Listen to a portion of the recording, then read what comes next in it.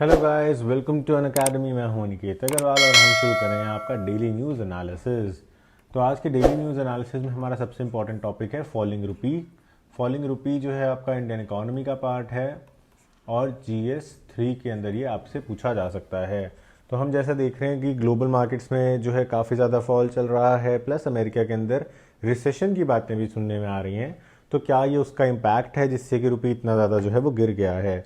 तो इसको हमने स्टडी करना है फ्रॉम द हिंदू के अंदर फर्स्ट पेज पे ही इसका आर्टिकल जो है वो आया हुआ है।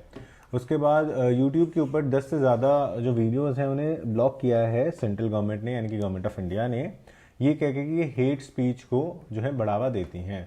तो ये आपका GS2 का पार्ट बनता है गवर्नमेंट पॉलिसीज़ का, कि क्या ये हमारे फंडामेंटल राइट्स के ऊपर एक रीजनेबल रिस्ट्रिक्शन है, नंबर वन। नंबर टू, अगर ये पर्सनस इंटरनेशनल लेवल पे बैठे हों, कोई पाकिस्तान बैठा है, कोई US से बैठा है, कोई मे बी अफ्रीका बैठा है, तो क्या तब भी इसको ब्लॉक किया जा सकता है यूट्यूब इंडिया पे? नंबर थ्री, अगर किया जा सकता है तो इसमें कौन से रेलिवेंट प्रोविजंस हैं? ये सारा कुछ हमने स्टडी करना है। और जिन लोगों ने मेरी पुराने DNAs देखे हुए हैं, तो हमने विकीपीडिया का जब पूरा स्टडी किया था, केस देखा था, तो विकीपीडिया के केस के अंदर भी हमने इन चीज़ों की बात की थी। उसके बाद आज बहुत ही ऐतिहासिक दिन है, क्योंकि सुप्रीम कोर्ट आज से आपका लाइव स्ट्रीमिंग जो है कॉन्स्टिट्यूशनल के बेंच के केसेस का, उनको शुरू करने वाला है। तो मैं भी आपको टेलीग्राम ग्रुप में जो है अपडेट कर दूंगा लिंक, आप वो जाके देख सकते हैं। और साथ ही साथ RTI पोर्टल भी बनाने की बात जो है वो की जा रही है। इसके ऊपर एक आर्टिकल लिखा है, बहुत अच्छा आर्टिकल है, GS2 से रिलेटेड है। इस आर्टिकल को भी हमने द हिंदू के डिस्कस करना है। उसके बाद लास्ट में क्यूबा के अंदर जो है सेम सेक्स मैरिज को जो है अलाउ करने की बात की जा रही है। तो इसके ऊपर हमारे एक छोटा सा आर्टिकल है फॉरेन रिलेशंस का, तो इसको हमने पढ़ना है हमारे सोशल एथिक्स के अंदर, या फिर जो हम वे फॉरवर्ड लिखते हैं, एसेज लिखते हैं, उसमें आपको ये काम आ सकता है। आज रोज़ की तरह शुरुआत करेंगे एक MCQ से और आपका होमवर्क होगा एक मीन्स का क्वेश्चन। तो सबसे पहले बात करते हैं आज के प्रीवियस ईयर क्वेश्चन की। तो प्रीवियस ईयर क्वेश्चन जो आज का हमारा है वो है, which of the following are envisaged by the right against exploitation in the constitution of India? Right against exploitation के अंदर क्या कुछ आता है जो हमें कॉन्स्टिट्यूशन के अंदर मेंशन्ड है? प्रीवियस ईयर क्वेश्चन है, GS2 पॉलिटी से ये आया है। डायरेक्ट क्वेश्चन लक्ष्मीकांत का, अगर आपने अच्छे से की है, चाहे मेरे कोर्सेज से या किसी और के कोर्सेज से, तो आपको आता होगा। फर्स्ट है prohibition of traffic in human beings and forced labour. Second, abolition of untouchability. Third, protection of interest of minorities. Fourth, protection of employment of children in prohibition of employment of children in factories and mines. Select the correct answer. Correct को आप underline कर लो या गोला मार लो, तो आपको इनमें से सही आंसर जो है वो बताना है। इसके आंसर को हम लास्ट में डिस्कस करेंगे। Moving on to the first DNA। तो पहला आपका आ जाता है, रुपी जो है बहुत ज़्यादा नीचे गिर गया है, ऑलमोस्ट 82 रुपीज़ के आसपास पहुंच चुका है पर डॉलर। तो आप देख सकते हो कि इससे जो आपके इंपोर्ट्स हैं वो बहुत ज़्यादा एक्सपेंसिव होने वाले हैं। ऑयल के प्राइसेस पे भी इससे फ़र्क पड़ेगा। ऑल दो क्रूड ऑयल इंटरनेशनल मार्केट में काफ़ी कम हुआ है एज ऑफ नाउ, लेकिन स्टिल हम क्योंकि डॉलर्स में पेमेंट करेंगे तो शायद हमें उतना बेनिफिट जो है वो ना मिले। और रुपए के डाउन होने से जो आपका मार्केट है वो भी गिर जाता है। तो सेंसेक्स जो है वो लगभग 1.5% नीचे है, निफ्टी भी नीचे है। इसके अलावा आपका जो डाउ है वो नीचे है, जो अमेरिका की मार्केट दिखाता है। नास्डैक नीचे है। तो ये सारी की सारी ग्लोबल मार्केट्स जो हैं वो नीचे हैं, जिससे कि इंडिया की मार्केट भी नीचे आ रही है। और अमेरिका के अंदर स्लो डाउन या रिसेशन की बातें जो है वो चल रही हैं। हमने अभी देखा भी था रिसेंटली, फेडरल बैंक जो है अमेरिका का, उसने इंटरेस्ट रेट्स जो है उसको हाइक किया था। तो इंटरेस्ट रेट हाइक करने से हम एक्सेस लिक्विडिटी को अब्जॉर्ब करने की कोशिश करते हैं ताकि महंगाई जो है वो काबू में आ सके। सिमिलर स्टांस हमने फिर RBI का भी देखा था। RBI ने भी पिछले मीटिंग के अंदर कुछ इंटरेस्ट रेट हाइक्स जो हैं वो किए थे, और उस इंटरेस्ट रेट हाइक का भी यही मकसद था ताकि एक्सेस लिक्विडिटी को एब्जॉर्ब किया जा सके। अगर हम बात करते हैं कल की, तो कल जो है काफ़ी ज़्यादा US का फेडरल बैंक जो है वो राइजिंग इन्फ्लेशन की बात करता है, रिसेशन की बात करता है, जिसके कारण अमेरिका का जो S&P इंडेक्स है वो लगभग 1000 पॉइंट नीचे चला गया। और इसके अलावा जो आपके जो मेजर आप कह सकते हो IT के सेक्टर की वहाँ की फर्म्स हैं, कंपनीज़ हैं, उनमें भी काफ़ी बड़ा फॉल देखने को मिला। एंड रिजल्टेंटली, क्योंकि हम डायरेक्टली बेशक लिंक्ड ना हो अमेरिकन मार्केट से, पर इनडायरेक्टली लिंक ज़रूर रहते हैं, तो इनडायरेक्ट लिंक के अंदर हमें भी काफ़ी ज़्यादा फॉल का सामना करना पड़ा। और इंडिया के अंदर भी निफ्टी जो है वो लगभग 350 पॉइंट्स, और जो आपका सेंसेक्स है वो 1000 पॉइंट्स के आसपास नीचे गिरा। अब जो FIIs हैं, कहा जा रहा है कि जो फॉरेन इंस्टीट्यूशनल इन्वेस्टमेंट्स यानी कि FIIs, वो बहुत ज़्यादा इंडिया से डिसइन्वेस्टमेंट कर रही हैं। मतलब कि जो भी उनके पास होल्डिंग्स थी इंडियन कंपनीज के अंदर उसको सेलिंग कर रही हैं। कहा जा रहा है कि कल के अंदर 10,000 करोड़ की सेलिंग जो है फॉरेन इंस्टीट्यूशनल इन्वेस्टर्स ने की, जिससे कि अगेन मार्केट के ऊपर एक बैड इम्पैक्ट जो है वो पड़ा था। इसके अलावा हम देख रहे हैं कि जो आपका यूरोपियन कंट्रीज़ हैं या जो ब्रिटेन के अंदर पाउंड है, पाउंड की भी वैल्यू बहुत कम हो गई है और ऑलमोस्ट $1 और पाउंड जो है वो बराबर रेट्स के ऊपर आ गया है। तो इससे हमें पता चल रहा है कि पाउंड के अंदर भी काफ़ी ज़्यादा वीकनेस लगातार ग्लोबल लेवल्स पे बनी हुई है, जिससे कि इंडिया के रुपये के ऊपर भी नेगेटिव इम्पैक्ट पड़ता है। रिसेशन के फियर जो है यूएसए और यूरोप के अंदर है। रशिया यूक्रेन का वॉर जो है वो ख़त्म नहीं हो रहा है। चाइना और ताइवान की टेंशन जो है वो स्टार्ट हो सकती हैं और चाइना के अंदर इकोनॉमिक स्लो डाउन जो है वो हो रहा है मैन्युफैक्चरिंग सेक्टर के अंदर। ये सारी भी बैड न्यूज़ हैं इंटरनेशनल लेवल की अगर हम बात करते हैं तो। अगर इंडिया के अंदर हम बात करते हैं तो इंडिया के अंदर जो है आईटी सेक्टर से काफ़ी ज़्यादा फ़ायदा होता है, स्पेशली अगर रुपये फॉल करता है। लेकिन as of now IT sector भी इंडिया के अंदर कोई बहुत ज़्यादा चल नहीं पा रहा। अगर इस तरह से रिकवरी आती है तो हम डॉलर के और रुपए के जो रिलेशन है उसके अंदर भी एक पॉजिटिव चीज़ देख सकते हैं और शायद रुपी जो है वो आने वाले टाइम में हमें स्ट्रांग देखने को मिले। आरबीआई ने अब 29 को मीटिंग करनी है, 29 सितंबर, हम उसको कवर करेंगे। तो 29 सितंबर को जो मीटिंग है उसमें देखना होगा कि आरबीआई क्या स्टेप्स लेता है हमारे रुपये को बचाने के लिए और इकोनॉमी को और स्ट्रांग करने के लिए। एज ऑफ नाउ अगर हम बात करें तो अगर हमारा रिसेशन का फियर या फॉल इसी तरीके से चलता रहा तो हमारे यहाँ बहुत ज़्यादा महंगाई हो जाएगी, क्योंकि हम नेट इम्पोर्टर हैं, we are not net exporter. Importer होने के कारण जो भी कंट्रीज़ ऐसी हैं जहाँ पे हम इम्पोर्ट करते हैं डॉलर के टर्म्स में, वहाँ पे हमें बहुत ज़्यादा नुकसान होगा। लेकिन अगर कोई ऐसी कंट्रीज़ हैं जहाँ पे हम इम्पोर्ट कर रहे हैं रुपीज़ में, या फिर हमने जैसे कॉन्ट्रा ट्रेड देखा था या एक्सचेंज देखा था, बार्टर देखा था, उस तरीके से कर रहे हैं तो वहाँ पे शायद हमें इतना फ़र्क ना पड़े। लेकिन डॉलर के टर्म में इंपोर्ट में हमें बहुत ज़्यादा नुकसान जो है वो होने वाला है। तो अल्टीमेटली कॉमन मैन को दिक्कत होगी क्योंकि महंगाई बढ़ जाएगी। Moving on to the next slide, ये है हमारी जो 10 यूट्यूब की वीडियोज़ को गवर्नमेंट ऑफ इंडिया ने ब्लॉक किया है on the basis of hate speech. इसके बारे में हमने पढ़ना है। तो रिसेंटली हमने देखा था कि जो आपकी गवर्नमेंट ऑफ इंडिया है उसने आईटी रूल्स बनाए थे 2021। ये थे intermediary guidelines and digital media ethics code, ठीक है, information technology intermediary guidelines and digital media ethics code rules 2021। और इसके अंदर जो है इन 10 वीडियोस को जो है ब्लॉक किया गया है, जिनके मोर देन 1.3 करोड़ व्यूज़ जो हैं वो बताए जा रहे थे। इसमें बेसिकली गवर्नमेंट ऑफ इंडिया ने ये तर्क दिया है कि इसके अंदर फेक न्यूज़ थी, मॉफ्ड वीडियोस थी, मॉफ्ड मतलब कि नकली झूठी वीडियो एडिटिंग करके नकली वीडियोस बना दी गई थी, और गवर्नमेंट की बिहाफ पे इस तरह की चीज़ें दिखाने की कोशिश की जा रही थी जिससे कि जो माइनॉरिटीज़ हैं उनको अफेक्ट हो, या फिर रिलीजियस कम्युनिटीज़ के ऊपर अफेक्ट हो, या फिर सिविल वॉर जैसी सिचुएशन क्रिएट हो। आत्मनिर्भर भारत अग्निपथ स्कीम के अंदर जो है डिसइंफॉर्मेशन फैलाई जा रही थी, तो उस डिसइंफॉर्मेशन से जो है आर्मी के अंदर भी, या आर्मी के लिए जो प्रस्पेक्टिव लोग हैं जो तैयारी कर रहे हैं, एस्पिरेंट्स हैं, उनके अंदर भी एक हेट वाली भावना या एक हीन भावना डेवलप हो। और इंटरनेशनल लेवल पे भी इससे जो है आप कह सकते हो इंडिया के फॉरेन रिलेशंस ख़राब हो सकते हैं। उसके बाद जम्मू एंड कश्मीर और लद्दाख की जो बाउंड्रीज़ हैं उनको गलत दिखाना, पाकिस्तान के अंदर दिखाना, ये सारे के सारे कुछ एलिगेशंस थे जिनके ऊपर ये वीडियोज़ जो हैं वो करी गई हैं ब्लॉक। अब अगर हम बात करते हैं with respect to power of the government, तो पावर्स गवर्नमेंट को मिलते हैं इंफॉर्मेशन टेक्नोलॉजी एक्ट से, सेक्शन नंबर 69A से, जिसको हमने डिटेल में किया था जब हमने विकिपीडिया का आर्टिकल किया था, उसको हम यहाँ पे रिवाइज करने वाले हैं। तो इसके अंदर हम चाहे इंडियन हो या इंटरनेशनल हो उसको भी ब्लॉक कर सकते हैं। फॉर एग्जांपल पास में भी 7 इंडियन और एक पाकिस्तानी यूट्यूब चैनल को बंद किया गया था जो डिसइंफॉर्मेशन और हेट फैला रहा था इंडिया के अगेंस्ट। उसके अंदर 114 करोड़ से ज़्यादा व्यूज़ थे और 85 लाख से ज़्यादा सब्सक्राइबर्स थे। सिमिलरली फेसबुक अकाउंट्स को भी ब्लॉक किया गया था जो इस तरह की चीज़ें जो है वो फैला रहे थे। तो इन्फॉर्मेशन टेक्नोलॉजी एक्ट जो है 69A section basically central government और स्टेट गवर्नमेंट को पावर्स देता है कि वो डायरेक्शन दे सकते हैं इंटरसेप्ट करना मतलब रोकना, मॉनिटर करना या डिक्रिप्ट करना कोई भी इन्फॉर्मेशन जो कि ट्रांसमिट हो रही है यानी कि भेजी जा रही है, रिसीव हो रही है या स्टोर हो रही है किसी भी कंप्यूटर रिसोर्स में।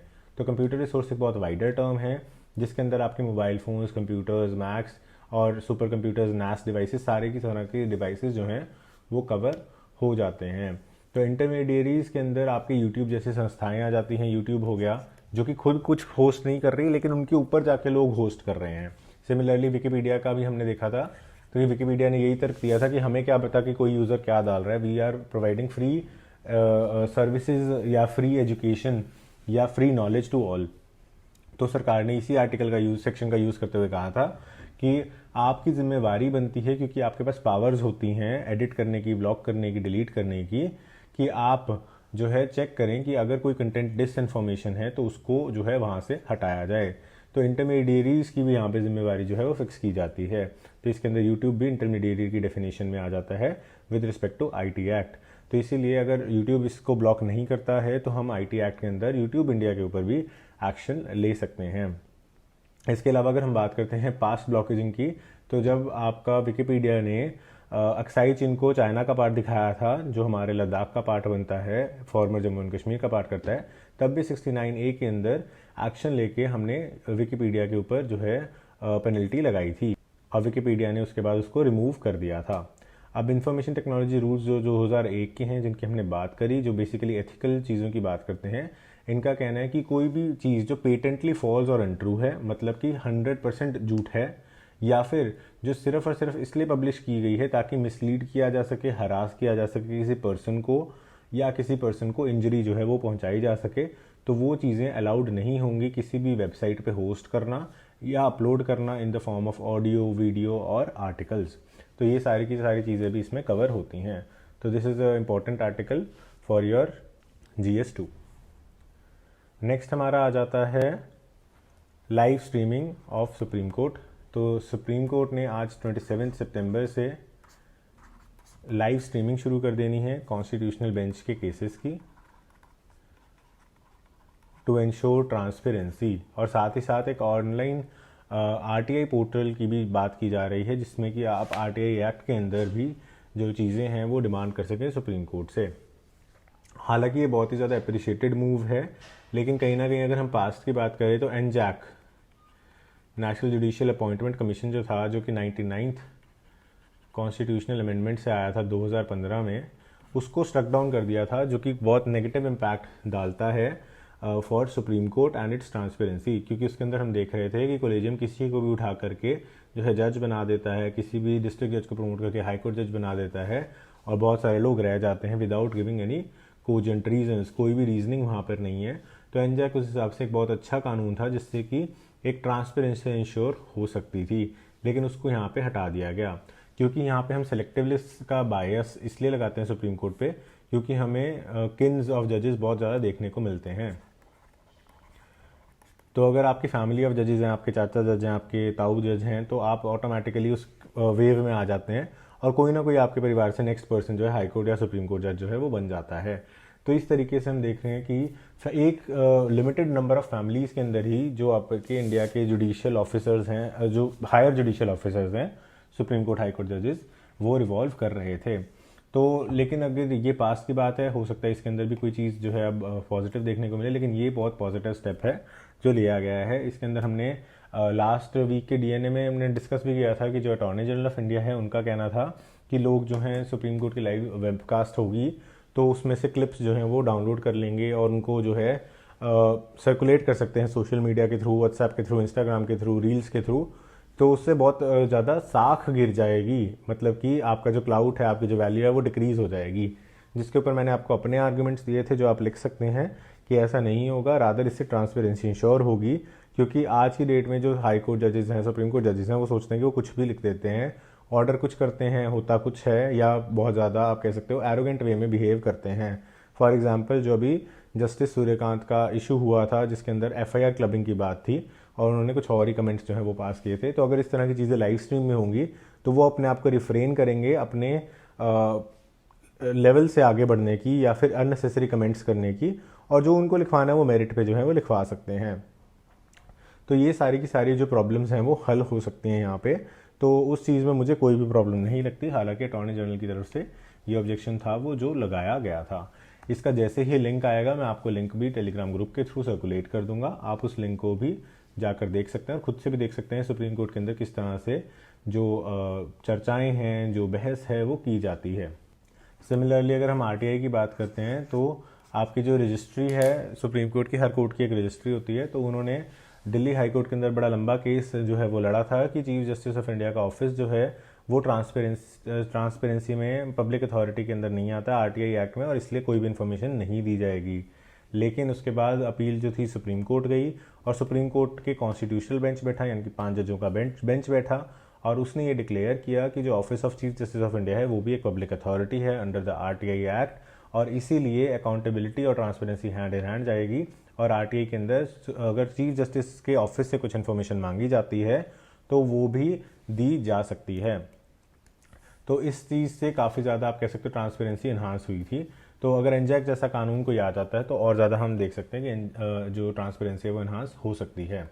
एक और इस चीज़ में मैं आपको अपडेट देना चाहूँगा, if you specially if you are a law student right. तो मैंने खुद भी एक मैटर के अंदर मैं पार्टिसिपेंट था जिसके अंदर था कि कॉन्स्टिट्यूशन के अंदर जब अमेंडमेंट किया गया था तो अमेंडमेंट से एक टर्म ऐड की गई थी, अगर कोई पर्सन ऐसा है जो कि पहले एडवोकेट ऑफ हाई कोर्ट था और उसके बाद वो स्पेशल सर्विस ऑफ लॉ में चला गया सेंटर या स्टेट की, तो उसको भी एडवोकेट कंसिडर करके एलिवेट किया जा सकता है, हाई कोर्ट जज बनाया जा सकता है। और इस प्रोविजन को यूज़ करके सेंट्रल गवर्नमेंट ने एक लॉ ऑफिसर को बनाया भी था। तो सिमिलर चीज़ पे जो पटिशनर्स हैं वो चाहते थे कि हमें भी कंसिडर किया जाए, लेकिन अगेन जैसा कि मैंने आपको बताया एनजैक वाला सीन है, कोलिजियम जो है वो जो चाहता है वही होता है, एनजैक वाला सीन तो है नहीं। तो यहाँ पर जो पटिशन थी उसमें एडवोकेट को फोर्स किया गया कि नहीं नहीं आप इसको विड्रॉ करो, इसके अंदर कुछ भी नहीं है। तो he was force to basically withdraw this petition without any reasons.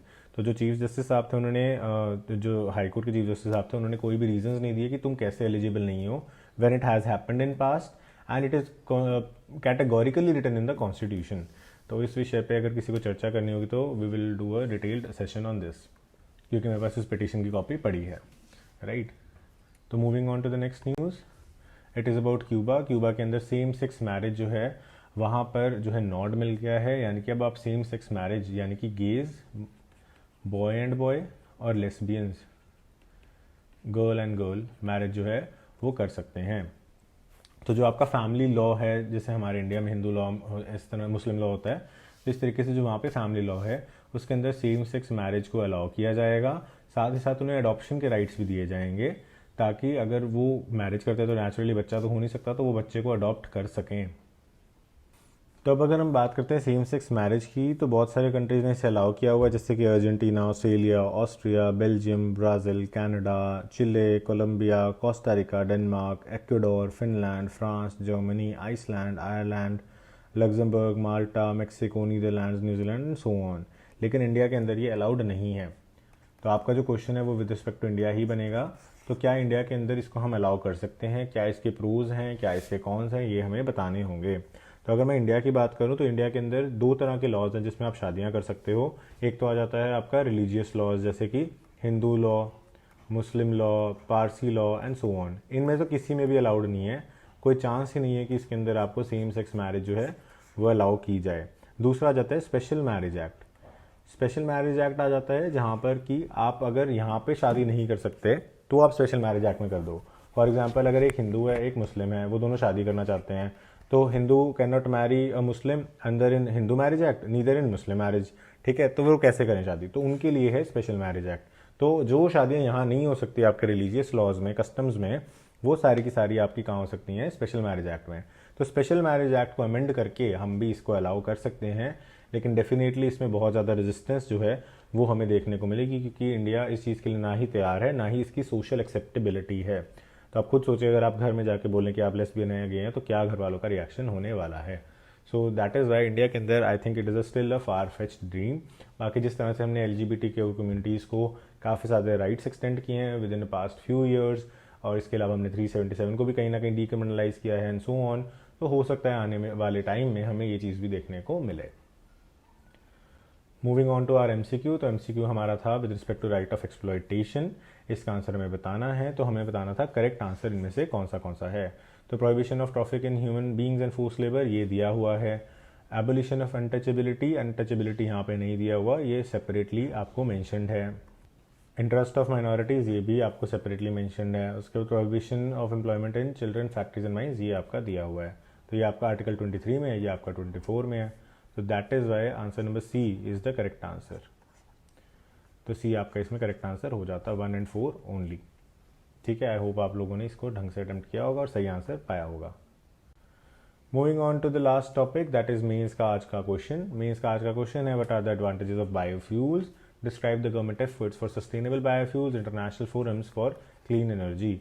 ये हम ऑलरेडी डिस्कस कर चुके हैं। हमने जो वीकली करंट अफेयर्स किए थे एनवायरनमेंट के, उसमें भी हमने इस चीज़ को डिस्कस किया था, और जो लोग लाइव क्लासेस से जुड़े हैं उन्होंने भी इसको किया होगा, ऑफलाइन क्लासेस, राइट। तो आपको ये बताना है कि बायोफ्यूल्स के क्या एडवांटेजेस हैं और क्या कुछ भारत सरकार एफर्ट्स ले रही है, कौन सी हमने स्कीम्स बनाई है बायोफ्यूल्स को जो है बढ़ाने के लिए, ईवीज़ को बढ़ाने के लिए भी आप इसमें एक चीज़ लिख सकते हो क्योंकि क्लीन एनर्जी की बात की गई है, राइट। तो ये सारी चीज़ें आप इसमें लिख सकते हैं।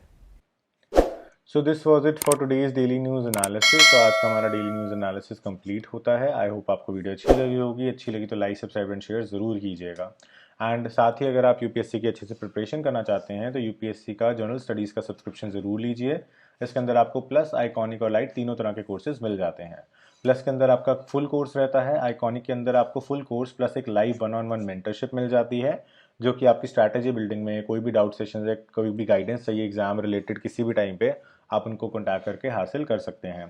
एंड लास्टली, अगर आप ऑलरेडी प्रिपेयर कर चुके हैं लेकिन आपको किसी भी रीज़न से सक्सेस नहीं मिल रहा है, then you can opt for a light course. इसके अंदर आपको जो टेस्ट सीरीज़ हैं, रिवीजन क्लासेस हैं, उसका एक्सेस जो है वो मिल जाता है। एंड अगर आप जो भी कोर्स लेते हैं उसका स्क्रीनशॉट ज़रूर भेजिएगा, so that you can connect with me also. जो भी कोर्स आप चूज़ करते हैं उसके अंदर पूरे पैसे देने की ज़रूरत नहीं है। आप यूज़ करिए मेरा कोड ANI7, ये मेरा रेफरल कोड है। इसको आप यहाँ पे डालेंगे तो प्राइसेस जो हैं 10% से डिस्काउंट हो जाएंगे किसी भी कोर्स में, किसी भी ड्यूरेशन के कोर्स में, चाहे आप 1 साल का लें, 2 साल का लें, 6 महीने का लें, या फिर आप प्लस लें, आइकॉनिक लें, लाइट लें, सभी में आपको ये बेनिफिट जो है वो मिलेगा। एंड उसके बाद आपको करना क्या है, इसका स्क्रीनशॉट मुझे टेलीग्राम पे भेजना है।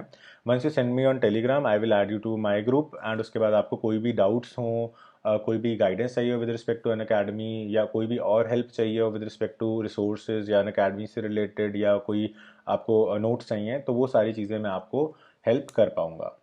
So this was it for today's video. I hope you like this video और आपको कुछ जानने को मिला होगा। So thanks for watching, have a nice day.